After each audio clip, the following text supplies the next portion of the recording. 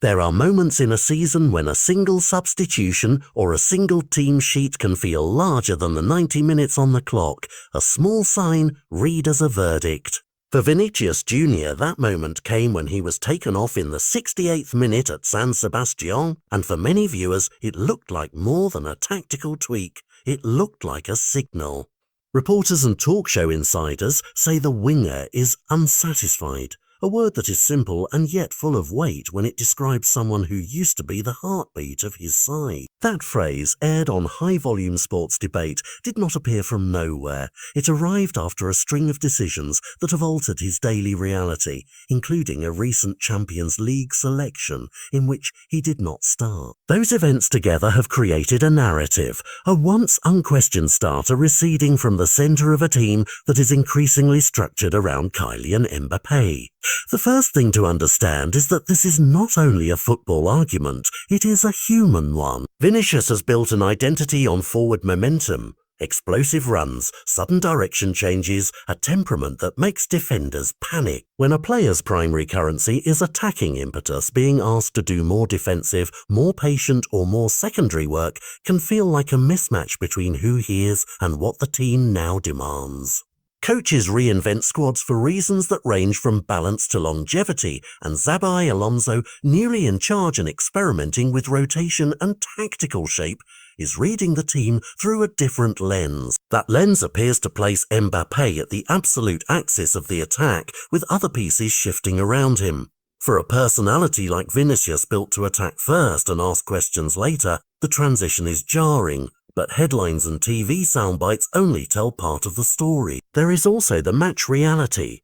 The 68th minute withdrawal in San Sebastián came at a time when Real Madrid had been reduced and had to negotiate a complicated final half out. Those minutes are often counted not by highlight reels but by subtleties, tired legs, yellow cards, the imperative to control territory. Coaches change personnel to suit a game state. Players read it as a judgment on their contribution. When the substitution coincided with the perceived lack of reward for a hard shift, runs tracked back, defensive cover given, energy expended, that is when frustration bloomed. It is not merely that Vinicius was replaced, it is that he felt his energy had been poured into the team and returned with a benching instead of recognition. Spectators love a tidy storyline. Hero falls, hero fights back, but the truth on the ground is messier.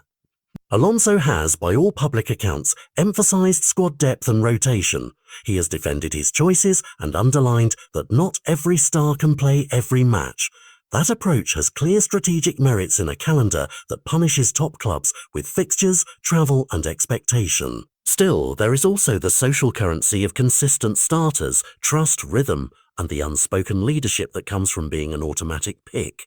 When that currency fades, the affected player faces a choice: adapt to a new role with altruism and craft, or chafe and agitate for restoration. Vinicius's reported unhappiness is the natural friction of that choice.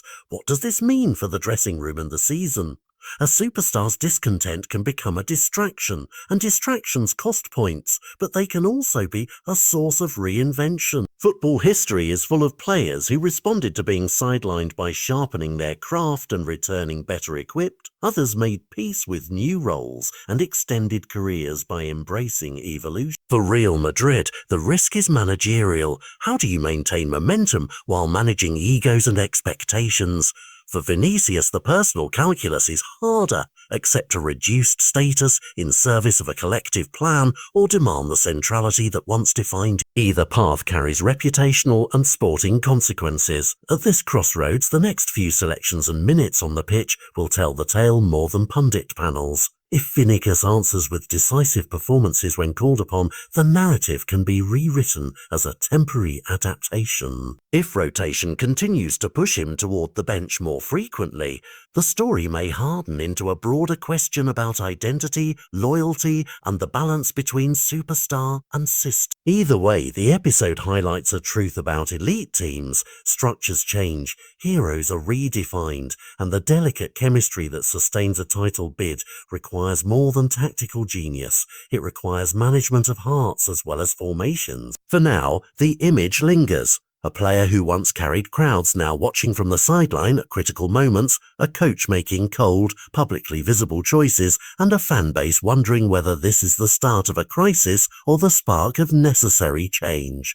The season will answer in time, but the immediate drama, the substitution, the bench, the words unsatisfied on air, has already rewritten a chapter in Vinicius's Madrid story. The question at the heart of it all remains, when a throne is threatened, will the former king reclaim it, or will the game crown someone new?